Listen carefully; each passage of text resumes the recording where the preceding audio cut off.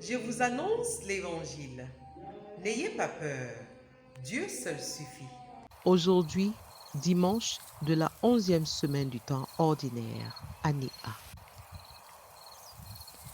Évangile de Jésus-Christ selon saint Matthieu, chapitre 9, verset 36 et le chapitre 10 au verset 8.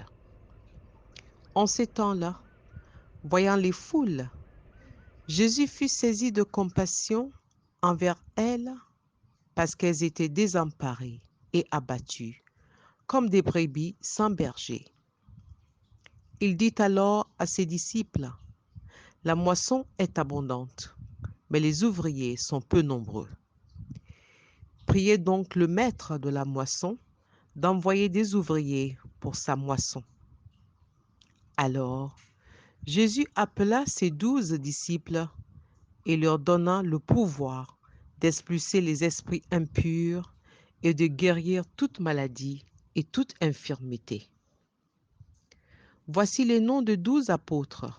Le premier, Simon, nommé Pierre, André, son frère, Jacques, fils de Zébédée, et Jean, son frère, Philippe et Barthélemy, Thomas et Matthieu, le publicain, Jacques, fils d'Alphée, et Thaddée, Simon le Zélote, et Judas Iscariote, celui-là même qui le livra.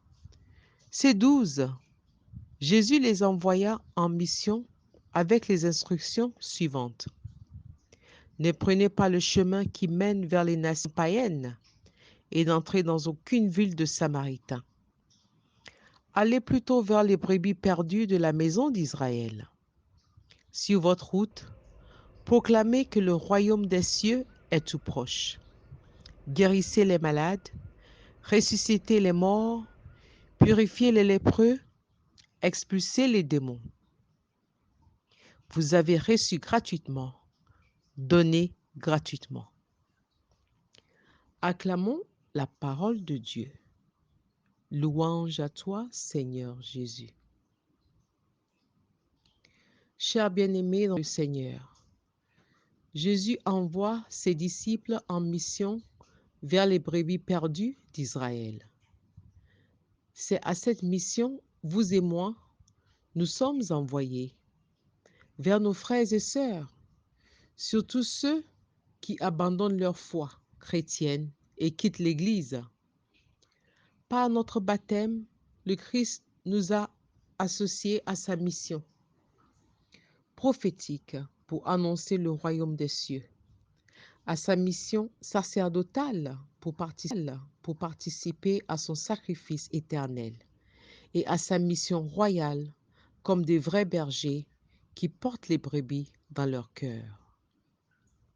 Demandons-lui de nous soutenir dans cette mission à laquelle il nous envoie. Amen. Que cette parole de foi et de confiance vous soutienne tout au long de cette journée. Amen. Méditation proposée par Benjamin Gbemina, SVD, paroisse Sainte-Lucie de Baguida, dans l'archidiocèse de Lomé. Nous souhaitons bonne fête à tous ceux et celles qui célèbrent un événement heureux en ce jour, et à tous ceux et celles qui traversent des moments difficiles. Nous vous disons courage et heureuse espérance en Dieu.